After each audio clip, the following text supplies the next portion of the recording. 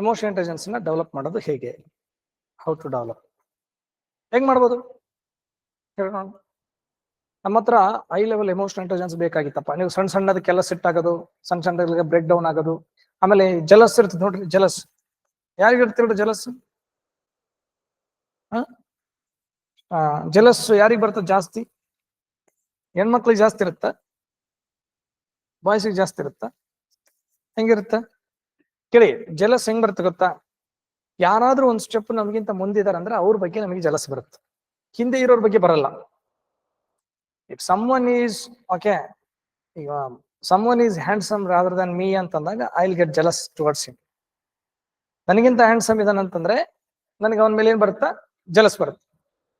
ಈ ಹೆಣ್ಮಕ್ಳು ಹೆಂಗಂದ್ರೆ ತನಗಿಂತ ಯಾರಾದ್ರೂ ಚಂದ ಡ್ರೆಸ್ ಹಾಕ್ಕೊಂಡ್ ಬರ್ತಾರಂತಂದ್ರೆ ಅವ್ರ ಮೇಲೆ ಜಲಸ್. ನೋಡ್ ಹೆಂಗೆ ಹೌದಾ? ಈಗ ನಾನ್ ಟೀಚರ್, ನನಗಿಂತ ಒಬ್ರು ಚೆನ್ನಾಗಿ ಯಾರಾದ್ರೂ ಪಾಠ ಮಾಡ್ತಾರಂತಂದ್ರೆ ಅವ್ರ ಬಗ್ಗೆ ನನಗೆ ಜಲಸ್. ಮುಂದೆ ಇದ್ದವ್ರ ಬಗ್ಗೆ ಜಲಸ್ ಬರುತ್ತ, ನಮ್ಗಿಂತ ಹಿಂದೆ ಇರೋರ್ ಬಗ್ಗೆ ಜಲಸ್ ಬರಲ್ಲ.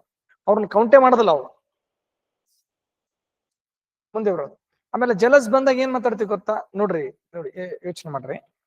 Jealous is a negative emotion. ಮತ್ಸರಕ್ಕೆ ಮದ್ದಿಲ್ಲ ಅಂತ ಹೇಳ್ತಾರೆ. ಈ ಕಾಮ, ಕ್ರೋಧ, ಮದ, ಮತ್ಸರ, ಲೋಭ, ಮೋಹ ಇದಾವಲ್ಲ, ಎಲ್ಲವನ್ನ ತಣಿಸ್ಬೋದು, ಆದ್ರೆ ಜಲಸ್ ತಣಸಕ್ಕಾಗಲ್ಲ. ಜಲಸ್ನ ಮತ್ಸರಕ್ಕೆ ಮದ್ದಿಲ್ಲ ಅಂತ ಹೇಳ್ತಾರೆ. ಅದಕ್ಕೆ ಮದ್ದೇ ಇಲ್ಲ, ಅದು ಹೋಗದೇ ಇಲ್ಲ. ಈಗ ನೋಡಿ, ಕ್ರೋಧ ಇದೆ, ಅದ ಸಿಟ್ಟು ಬಂದದಪ್ಪ, ಕಡ್ದು ಬಿಟ್ರೆ ಅಲ್ಲಿ ಸಿಟ್ಟು ಕಡಿಮೆ ಬಿಡುತ್ತೆ, ಆಯ್ತು ಮುಗೀತು. ದರ್ಶನ್ ಸಿಟ್ಟು ಬಂದಿತ್ತು, ರಣಕ ಸ್ವಾಮಿ ಸಾಯಿಸ್ಬಿಟ್ಟ, ಮುಗೀತು. ಈಗ ಇನ್ನೊಂದು ಮಾಡ್ತಾನೆ ದರ್ಶನ್. ಮಾಡೋದಲ್ಲ, ಅಷ್ಟು ಸುಲಭ ಇಲ್ಲ.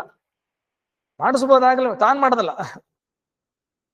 ಯಾಕಂದ್ರೆ ಅದಕ್ಕೊಂದು ಮುಕ್ತಿ ಸಿಕ್ಬಿಡ್ತು. ಅವ್ನು ಸತ್ತು ಹೋದ್ಮೇಲೆ ಇನ್ನು ಸಿಟ್ಟು ಅಲ್ಲಿಗೆ ಮುಗಿತಲ್ಲ, ಬರೋದಲ್ಲ ಮತ್ತೆ.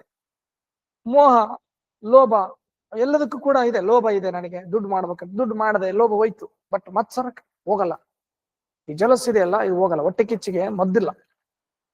ನಿಮ್ಗೆ ಆ ವ್ಯಕ್ತಿ ಇಷ್ಟ ಆಗಿಲ್ಲ ಅಂತಂದ್ರೆ ಅವನ ವ್ಯಕ್ತಿ ಏನೇ ಕೆಲಸ ಮಾಡಿದ್ರು ಅದು ಇಷ್ಟ ಆಗೋದಿಲ್ಲ.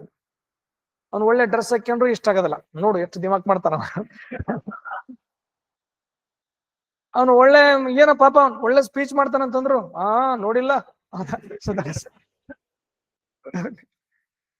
ಅಂದ್ರೆ ವಿ ಟಾಕ್ ಲೈಕ್ ದಟ್. ಅವ್ನು ಏನೋ ಒಂದು ಒಳ್ಳೇದು ಬಡವರಿಗೆ ಏನೋ ದಾನ ಮಾಡ್ತಾನ, ರಕ್ತದಾನ ಮಾಡ್ತಾನ, ಅಥವಾ ಏನೋ ಒಂದು ದಾನ ಮಾಡ್ತಾನ. ಎಲ್ಲಿ ಕತ್ಕೊಂಡ್ ಬಂದಾನೆ ಏನೋ, ಹೆಂಗ್ ದಾನ ಮಾಡ್ತಾನ, ಕದ್ದಿರೋದು ಸ್ವಂತ ಎಲ್ಲಿಂದ ತರ್ತಾನ. ರಕ್ತದಾನ ಮಾಡ ಏನೋ ಇಂಟೆನ್ಷನ್ ಐತ ಒಂದು, ಅದಕ್ಕೆ ಕೊಟ್ಟನ್ ರಕ್ತ. ಏನ್ ಮಾಡ್ಬೇಕಂತ ಮಾಡಿ ನೀನು. Because jealous. ನೌಕರಿ ಆಯ್ತಂತ ಅಲ್ಲೇ ನಿಂಗೆ ಗೊತ್ತಾ ಅವ್ನು ನೌಕರಿ ಹೆಂಗ್ ತಗೊಂಡ ಅಂತೇಳಿ, ಅದು ಬೇರೆನೇ ಐತೆ. ಅದು ಹುಡುಗಿದ್ಲ ಅಂತಕೋರಿ, ನೌಕರಿ ಆಯ್ತಂತ ತಗೋರಿ, ಅಯ್ಯೋ ನಿನಗೆ ಗೊತ್ತಿಲ್ಲ ಏನಕ್ಕಿನ್ ಕತಿ. ಅಯ್ಯ, ಅಲ್ಲಿ ಎಲ್ಲರಿಗೂ ಗೊತ್ತಲ್ಲಿ ಪಿಜಾಗ ನೋಡಿ ಹೆಂಗಿದೆ. How they are going to talk like this. Jealous ಅಂದ್ರೆ ಹೆಂಗಿರ್ತಂದ್ರೆ ಒಟ್ಟ ಚಾರಿತ್ರ್ಯ ವಧೆ ಮಾಡದಪ್ಪ, ಚಾರಿತ್ರ್ಯ ಹರಣ, ಹೊಟ್ಟೆ ಕಿಚ್ಚು. ಆ ವ್ಯಕ್ತಿ ಏನ್ ಮಾಡಿದ್ರೆ ಇಷ್ಟ ಆಗಲ್ಲ. ಅವ್ನು ನೋಡಿ, ಈಗ ಫಾರ್ ಎಕ್ಸಾಂಪಲ್ ಧರ್ಮ, ಬೇರೆ ಧರ್ಮ ಇತ್ತು, ಸೇಮ್ ಧರ್ಮ ಇತ್ತು ಅಂದ್ರೂ ಇಷ್ಟ ಆಗಲ್ಲ. ಎಲ್ಲ ಧರ್ಮದಲ್ಲಿ ಇರ್ತಾರೆ, ಎಲ್ಲ ಜಾತಿಯಲ್ಲಿ ಇರ್ತಾರೆ, ಮನ್ಯಾಗ ಇರ್ತಾರೆ ಇವ್ರು. ನೋಡ್ರಿ ನೀವು ಅಕ್ಕಪಕ್ಕದಾಗ ಚಿಕ್ಕಪ್ಪ ಮಕ್ಕಳು, ದೊಡ್ಡಪ್ಪ ಮಕ್ಕಳು, ಸೋದರ ಮಾವನ ಮಕ್ಕಳು ಇವ್ರಿದಾರಲ್ಲ, ಇವರಷ್ಟು ಹೊಟ್ಟೆ ಕಿಚ್ಚು ಯಾರಿಗಿರೋದಲ್ಲ. ಮತ್ತೆ ಅವ್ರು ಹೇಳ್ತಿರ್ತಾರೆ ಮತ್ತೆ, ಅಚ್ಚ ಪಣ್ಣ ಬಾ, ಅಚ್ಚ ಲಿಗ್ನ, ಏಕ್ ಆದ್ಮಿ ಬನ್ನ ಹಾಪು, ಬಡ ಆದ್ಮಿ ಬನೆ ಕೈಸ ಬನೆ. ನಾನೇ ಮಾಡಿಸಿದ್ದೆ ಅವನಿಗೆಲ್ಲ, ನನ್ನೇ ಮರ್ತ್ಬಿಟ್ಟು ಅವ್ರು. ಹಿಂಗೆ ಎಲ್ಲ ಮಾತಾಡ್ತಾರೆ. ಹೌದಾ? ತುಂಬಾ ಇದೆ ಇದು ಜಲಸ್ ಅನ್ನೋದು. ಇದಕ್ ಮದ್ದಿಲ್ಲ, ಇದು ಬರಬಾರ್ದು. ಇದು ಬಂದ್ರೆ ಮೋಟಿವೇಟ್ ಆಗಲ್ಲ ಮನುಷ್ಯ, ಅಚೀವ್ಮೆಂಟ್ ಮಾಡಲ್ಲ. ನೆನ್ಪಿರ್ಲಿ, ಇದು ಡಿಮೋಟಿವೇಟ್ ಮಾಡುತ್ತೆ ಮನುಷ್ಯನ. ಒಳಗಡೆ ಏನಾಗ್ತಾನೆ ಮನುಷ್ಯ, ಇದು ಡಿಮೋಟಿವೇಟ್ ಮಾಡಿ ಮನುಷ್ಯನ ಹಿಂದಕ್ಕೆ ಕೇಳ್ತಿದ್ದೀವಿ. It is not going to motivate you to go forward. It is a negative emotion. It is going to demotivate you. ಇದು ನಮ್ಮ ಡಿಮೋಟಿವೇಟ್ ಮಾಡುತ್ತೆ, ಇದಿರಬಾರ್ದು. ಅದಕ್ಕೆ ನಾವು ಆ ಜಲಸಿಂದ ಹೊರಗಡೆ ಬರ್ಬೇಕಾದ ನಂತರ ನಾವೇನ್ ಮಾಡ್ಬೇಕು? We have to compete with someone. ನಾವಲ್ಲಿ ಅವನ ಜೊತೆಗೆ ಸ್ಪರ್ಧೆಗಿಳಿಬೇಕಾಗ್ಲಿ, ಅವ್ನ ಕಾಲೆಳಕ್ ಒಂದೊಂದ್ರಿಗಿನ ನಾವು ಮುಂದೆ ಹೋಗಕ್ ಆಗಲ್ಲ. ಅದು ಬರ್ಬಾರ್ದು. Okay, done. How to develop emotional intelligence ಅಂತಿದೆ. ಇದನ್ನ ಹೆಂಗ್ ಡೆವಲಪ್ ಮಾಡ್ಕೋಬಹುದು ಅಂತಂದ್ರೆ, you know that emotional intelligence it is not a single day activity. ಇದು ನಾನು ನಿಮ್ಗೆ ಇದು ಹೇಳ್ತೀನಿ, ಎಮೋಷನಲ್ ಇಂಟೆಲಿಜೆನ್ಸ್ ಹೆಂಗ್ ಮಾಡ್ತಾರೆ, ಎಂಪತಿ ಹೆಂಗ್ ಡೆವಲಪ್ ಆಗುತ್ತೆ, ಕಂಪ್ಯಾಷನ್ ಹೆಂಗ್ ಡೆವಲಪ್ ಆಗುತ್ತೆ. ಆಮೇಲೆ ನಿಮ್ಗೆ ಇದನ್ನೆಲ್ಲ ಡೆವಲಪ್ ಮಾಡ್ಲಿಕ್ಕೆ ಅಂತಾನೆ ಈ ಎಕ್ಸಾಮ್ ಮುಗಿದ ನಂತರ ನಿಮಗೆ ಟ್ರೈನಿಂಗ್ ಇರುತ್ತೆ 1 ವರ್ಷ. ಆ ಟ್ರೈನಿಂಗ್ ಅಲ್ಲಿ ನಿಮಗೆ ATI ಹೋಗ್ಲಿ ಅಥವಾ ಲಬಾಸನಕ್ಕೆ ಹೋಗ್ಲಿ, ಅಲ್ಲೆಲ್ಲ ನಿಮಗೆ ಟ್ರೈನಿಂಗ್ ಅನ್ನು ಕೊಡ್ತಾರೆ. ಆ ಟ್ರೈನಿಂಗ್ ಅಲ್ಲಿ ನಿಮಗೆ ಎಲ್ಲವನ್ನ ಕಲಿಸ್ಕೊಡ್ತಾರೆ. They will make you sympathetic, empathetic, and they will make you emotionally intelligent person. Okay, how to develop ಇಲ್ಲಿ attending some workshops. Attending workshops, ಕೆಲವೊಂದು ವರ್ಕ್ಶಾಪ್ಗಳನ್ನ ಅಟೆಂಡ್ ಮಾಡೋದು. ಈಗ ನೋಡಿ, ಇದ್ರ ಬಗ್ಗೆ ನಿಮಗೆ ಪರಿಕಲ್ಪನೆ ಬಂದಿದ್ದು ಯಾವಾಗ? ನನ್ನ ಕ್ಲಾಸ್ ಅಟೆಂಡ್ ಮಾಡಿದಾಗ. ಈಗ ನಾನು ಹೇಳಿದೆ 10 days ನೀವು ಅಟೆಂಡ್ ಮಾಡ್ತಾ ಇದ್ರೆ ನಿಮ್ಗೆ ಗೊತ್ತಿರ್ಲಾರ್ದಂಗೆ ನಿಮ್ಮ ಹತ್ರ ಒಂದು ಟ್ರಾನ್ಸ್ಫಾರ್ಮೇಶನ್ ಬರುತ್ತೆ, 100% ಬರುತ್ತೆ. ನೋಡಿ, ನನಗೆ ಬಹಳ ಇಷ್ಟ ಎಲ್ಲರ ಹೋಗಿ ಕೂತ್ಕೊಂಡು ಕ್ಲಾಸ್ ಕೇಳ್ಬೇಕಂತಂದ್ರೆ ಬಹಳ ಇಷ್ಟ. ಈ ಇರೋ ಬಿಸಿ ಟೈಮ್ ಅಲ್ಲಿ ಹೇಳಕ್ಕೆ ಟೈಮ್ ಇಲ್ಲ, ಕೇಳಕ್ಕೆ ಎಲ್ಲಿದೆ ಟೈಮ್? ಹಂಗ ಈಗ ಇದೇನ್ ಮಾಡ್ತದೆ ನಮ್ಮಲ್ಲಿ, ನಮ್ಗೆ ಗೊತ್ತಿರ್ಲಾರ್ದೇನೆ ನಮ್ಮಲ್ಲಿ ಏನೋ ಒಂದು ಪರಿವರ್ತನೆಯನ್ನು ತರ್ತದೆ. It's going to bring some changes for the within us. So just attending workshops and trainings. ಕೆಲವೊಂದು ಟ್ರೈನಿಂಗ್ಸ್ ಇದಾವೆ, ಹೌದಾ? ಆ ಟ್ರೈನಿಂಗ್ ಗಳನ್ನ ನಾವು ಅಟೆಂಡ್ ಮಾಡ್ತಾ ಹೋದ್ರೆ, ವರ್ಕ್ಶಾಪ್ ಅಟೆಂಡ್ ಮಾಡ್ತಾ ಹೋದ್ರೆ, ನಮ್ಗೆ ಗೊತ್ತಿರ್ಲಾರ್ದಂಗೆ ನಮ್ಮಲ್ಲಿ ಏನ್ ಬರ್ತದೆ? ಸೊ ಬದಲಾವಣೆ ಬರ್ತದೆ. ನಾವು mentally, specially emotionally then will become more balanced. ಆಮೇಲೆ ನೋಡಿ, ಕೆಲವು ಸ್ಪಿರಿಚುವಲ್ ಟಾಕ್ಸ್ ಇರುತ್ತೆ, ಹೌದಾ? ಆ ಮಾತುಗಳನ್ನು ಕೇಳ್ತಾ ಇದ್ರೆ ಸ್ಪಿರಿಚುವಲಿಸ್ಟಿಕ್ ಆಗಿ ಹೋಗ್ತಾ ಇದ್ರೆ, ನಾನು ಹೇಳ್ತಾ ಇರೋದು ರಿಲಿಜಿಯಸ್ಟಿಕ್ ಅಲ್ಲ, ಸ್ಪಿರಿಚುವಲಿಸ್ಟಿಕ್. ಆಧ್ಯಾತ್ಮ ಬೇರೆ, ಧರ್ಮ ಬೇರೆ. ಧರ್ಮ ಆಚರಣೆಗಳಿಗೆ ಸೀಮಿತ, ಆಧ್ಯಾತ್ಮ ಆಚರಣೆಗಳ ಅತೀತ.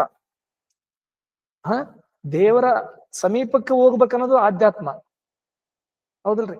ದೇವ್ರನ್ನ ಇಲ್ಲೇ ಇಟ್ಕೋಬೇಕನ್ನೋದು ಧರ್ಮ. ದೇವರ ಸಮೀಪಕ್ಕೆ ಹೋಗ್ಬೇಕನ್ನೋದು ಆಧ್ಯಾತ್ಮ ಅಂದ್ರೆ ಏನು? ಹೌದಾ? ಆತನ ಬಗ್ಗೆನೇ ನಾವು ಧ್ಯಾನ ಮಾಡೋದು, ಆತನನ್ನ ಸ್ತುತಿ ಮಾಡೋದು, ಆತನ ಸ್ತೋತ್ರ ಮಾಡೋದು, ಆತನ ಪ್ರಾರ್ಥನೆ ಮಾಡೋದು, ಇದೆಲ್ಲ ದಟ್ ಈಸ್ ಆಧ್ಯಾತ್ಮ.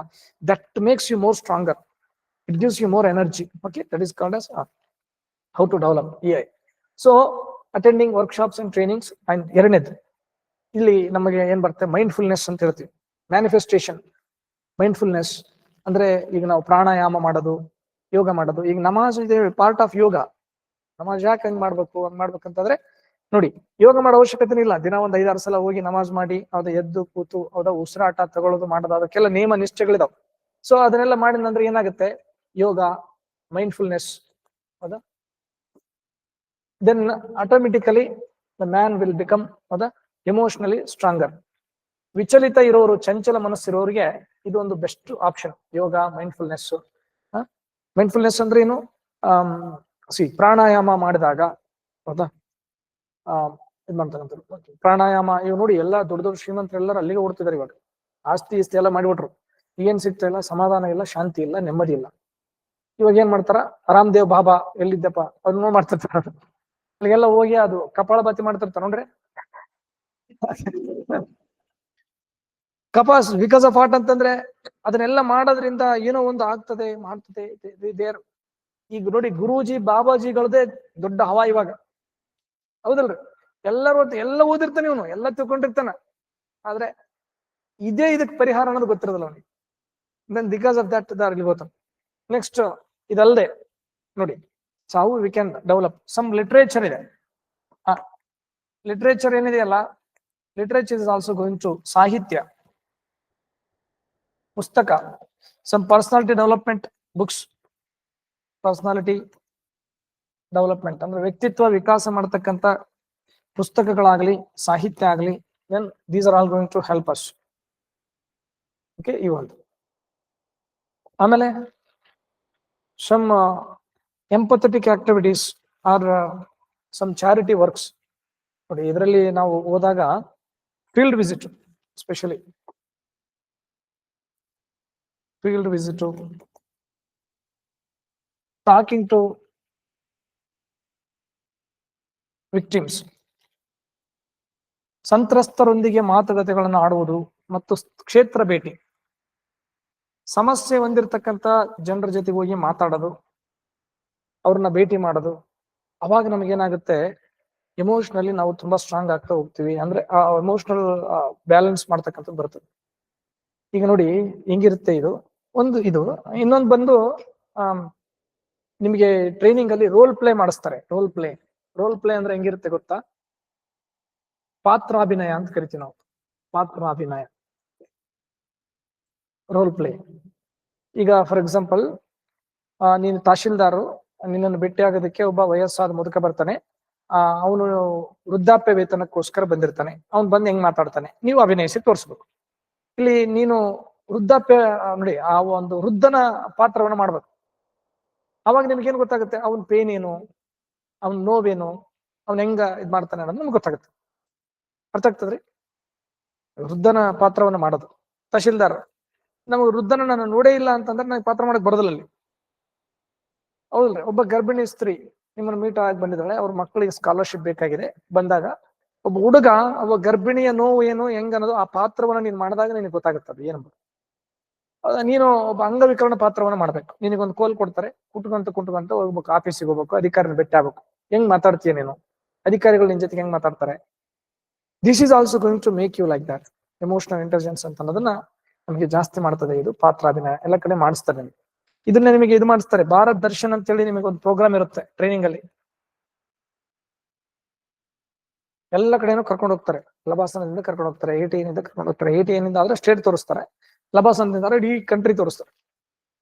So they are going to show you everywhere ಅಂತ. ಸೊ ಟ್ರೈನಿಂಗ್ಸ್ ನ, ವರ್ಕ್ಶಾಪ್ಸ್ ನ, ಆಮೇಲೆ ಅಟೆಂಡ್ ಮಾಡೋದು, ಯೋಗ ಮೈಂಡ್ಫುಲ್ನೆಸ್ ಅಟೆಂಡ್ ಮಾಡೋದು, ಲಿಟರೇಚರ್ ಅಟೆಂಡ್ ಮಾಡೋದು, ಆಮೇಲೆ ಫೀಡ್ಬ್ಯಾಕ್. ಇನ್ನೊಂದು ನೋಡಿ, ಫೀಡ್ಬ್ಯಾಕ್ ಅನ್ನ ಕಲೆಕ್ಟ್ ಮಾಡ್ಕೊಳ್ಳೋದು. ನೀವೇನು ನಿರ್ಧಾರಗಳನ್ನು ತಗೊಳ್ತಿರಲ್ಲ, after taking your decisions, you should collect your feedback. Okay, what I am doing, what decision I am taking, whether it is correct or not correct. Okay. ಆಮೇಲೆ some taking suggestions from the mentors, guide, guru. ಹೌದಾ? So we can say like that. EI ಇದು ನಾವು ಈಗ ಅವರು only ಎಕ್ಸಾಮಿಗೆ mentor. Life ಅಲ್ಲಿ ಕೂಡ ನಮಗೆ ಒಂದಿಷ್ಟು ಜನ ಮೆಂಟರ್ಸ್ ಬೇಕಾಗ್ತಾರೆ. ನಾವು ಜೀವನದಲ್ಲಿ ವೀಕ್ ಆಗ್ತೀವಿ, ಎಲ್ಲರೂ ವೀಕ್ ಆಗಿರ್ತಾರೆ ಲೈಫ್ ಅಲ್ಲಿ. ವೀಕ್ ಆದಾಗ when we take some suggestions from the mentors or our gurus, okay, that will help you, that will make you more stronger. Okay, then the weak person also will become stronger when he gets suggestions from the some teachers, gurus. Okay, some right. These are the suggestions to develop EI.